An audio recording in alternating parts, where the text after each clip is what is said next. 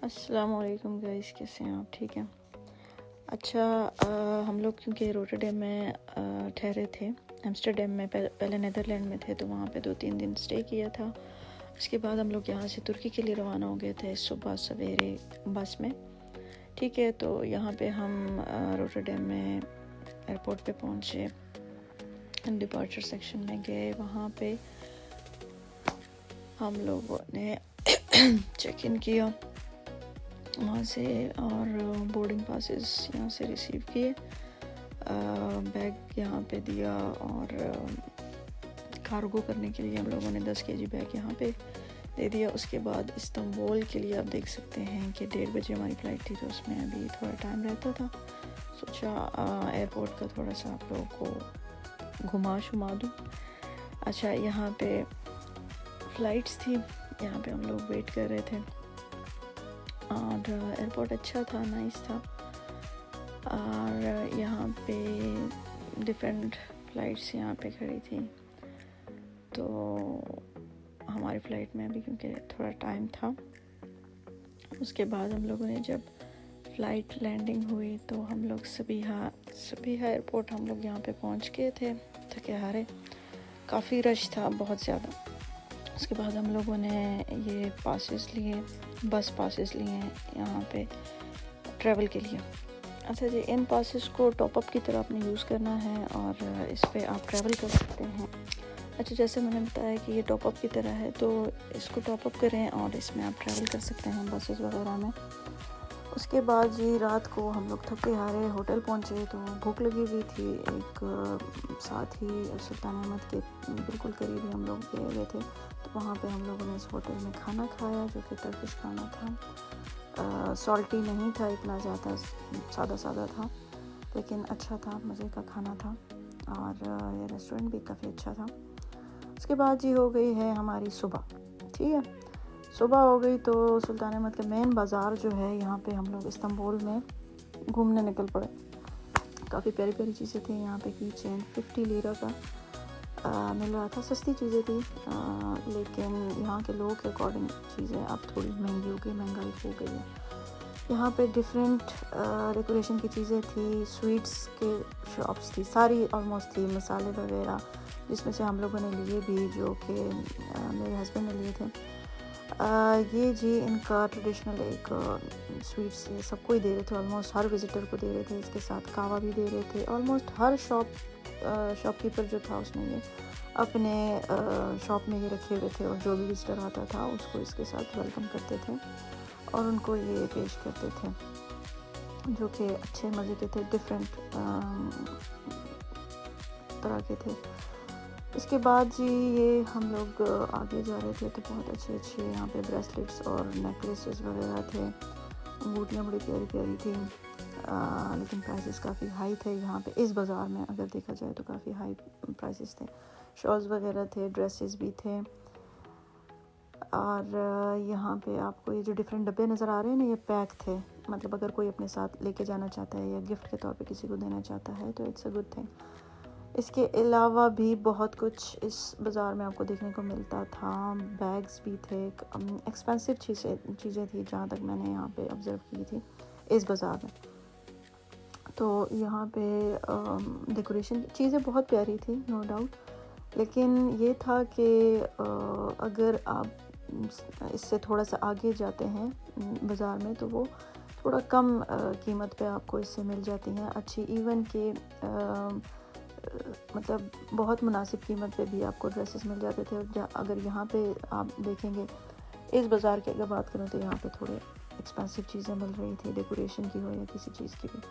इसके बाद ये जो आपको टॉफ़ी सी नज़र आ रही है, लॉलीपॉप, ये भी उन्होंने दिया था, और ये कावा था जो मैं फ़िनिश कर चुकी थी, बड़े मज़े का था। ये अनार का कावा था, अनारदाना को जो मतलब पीस के उसके पत्तियों को पता नहीं क्या किया हुआ था, लेकिन बहुत अच्छा था। हर किसी के पास डिफरेंट किस्म के कावे पड़े हुए थे, और वो वहाँ से उसको फिलअप करके सबको कप्स में दे रहे थे।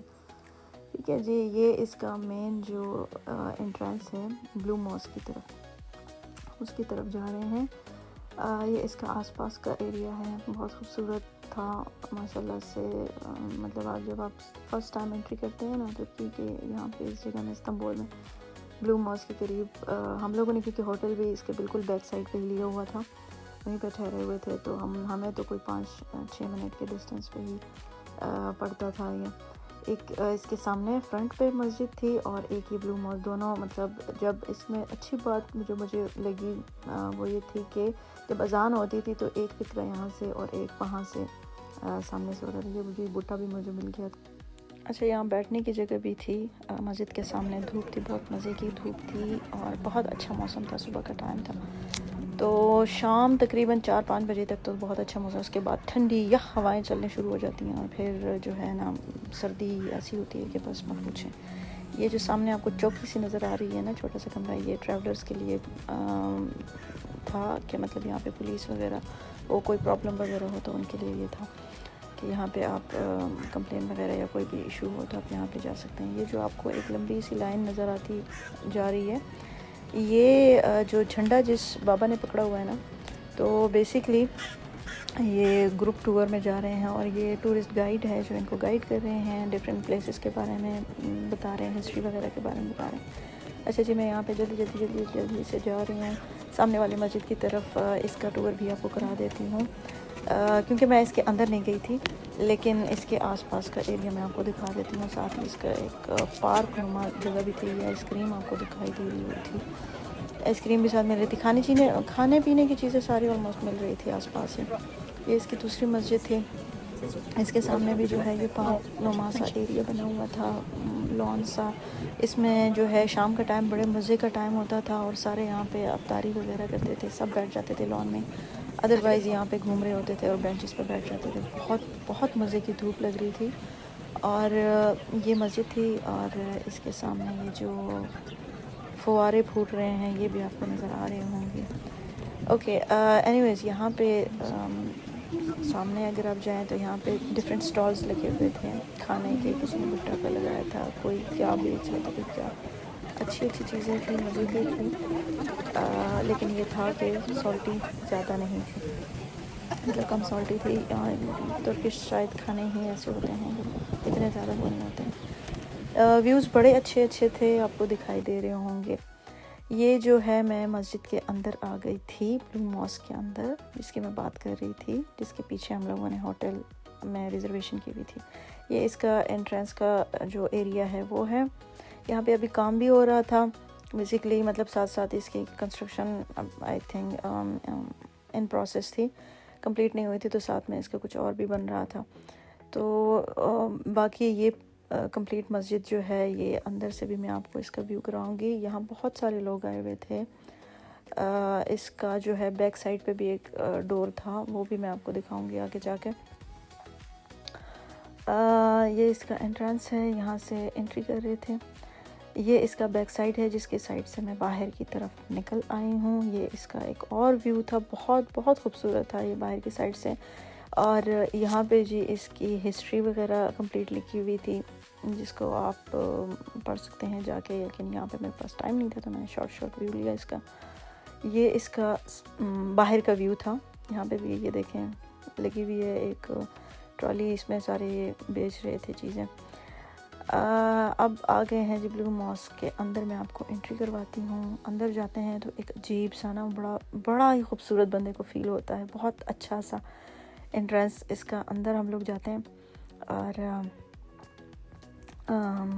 मॉस्क बहुत बड़ी थी, मतलब इतनी अच्छी प्यारी मस्जिद थी कि ये जो यहाँ पे आपको नज़र आ रहे होंगे ये तो घूम रहे थे, ये तो टूरिस्ट वगैरह थे। इसके अंदर जो बेसिक जहाँ पे नमाज़ पढ़ते हैं वो और जगह थी, ये सिर्फ टूरिस्ट वगैरह के लिए जगह रखी हुई थी जो पिक्चर्स वगैरह बना रहे थे, क्योंकि डिफरेंट कंट्री से लोग आए हुए थे, जापानीज़ थे, चाइनीज़ थे, ब्रिटिश थे, पाकिस्तानी थे, इंडियन थे, डिफरेंट लोग थे। ये जी हम एंटर हो गए हैं अंदर का। बहुत ही मैं क्या बताऊँ, इतनी खूबसूरत, आप इतना कैमरे में आपको मैं नहीं दिखा पाई जितना आप अपनी आइज़ के साथ इसको जो है एक्सप्लोर कर सकते हैं।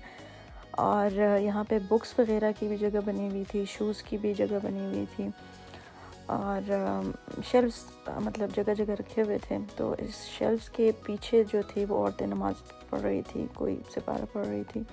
अच्छा, यहाँ पे औरतों का अलग जगह थी, मर्दों की अलग जगह थी।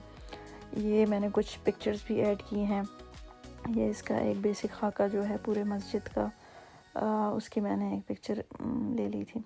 उसके बाद हम लोग इसके बाहर साइड आए तो यहाँ पे भी एक अच्छा व्यू था। धूप थी क्योंकि, तो जगह जगह टूरिस्ट के लिए बैठने की जगह बहुत अच्छी बनाई हुई थी। और ये एक और मस्जिद थी साथ में। और ये प्रॉपर बाज़ार यहाँ से जिसकी मैं बात कर रही थी, यहाँ से एक इसका शुरू हो जाता है। ये भी बैठने की जगह है ऑलमोस्ट सारे ही, लेकिन बहुत कम लोग यहाँ पे बैठ रहे थे, हालांकि धूप बहुत अच्छी पड़ रही थी यहाँ पे भी। इसके बाद जी हम लोग तकसीम स्क्वायर जा रहे थे, तो वहाँ से जाते हुए हम लोगों ने ये व्यू भी कैप्चर कर लिया था। यहाँ से बहुत खूबसूरत, यहाँ पे भी डिफरेंट, आप तुर्की में जाए ना तो मुझे बहुत अच्छी बात लगी है कि जगह जगह मस्जिद है, हर कदम पे तकरीबन 5-10 मिनट के डिस्टेंस पे अगली मस्जिद नज़र आ जाती है आपको। इसके बाद ये स्टॉल्स, बहुत खूबसूरत ज्वेलरी थी, उफ थी, लेकिन ये था कि महंगी भी बहुत ज़्यादा थी। ये हाथ की बनाई हुई जी स्वेटर्स थी कुछ, ये भी एक्सपेंसिव ही थी, $60 समथिंग, यहाँ पे डॉलरों में सारा वो हो रहा था। ये रात का मंजर था ब्लू मॉस्क का, जिसको मैंने कैप्चर किया वापसी पे आते हुए, कि रात के टाइम ये इस तरह का लुक देता है, तो ये बहुत खूबसूरत लग रहा था। रेड सी लाइटिंग हुई थी। और इस टाइम ये है कि यहाँ पे बहुत सर्दी हो जाती है ऑनेस्टली स्पीकिंग। ये कुछ पिक्चर्स मैंने ली थी इस ब्लू मॉस्क की। शाम का टाइम, ये रोज़े अफ्तारी का टाइम था जब मैं ले रही थी पिक्चर्स, और फिर ये रात हो गई थी तो एक दो पिक्चर्स इस टाइम की भी ले ली थी।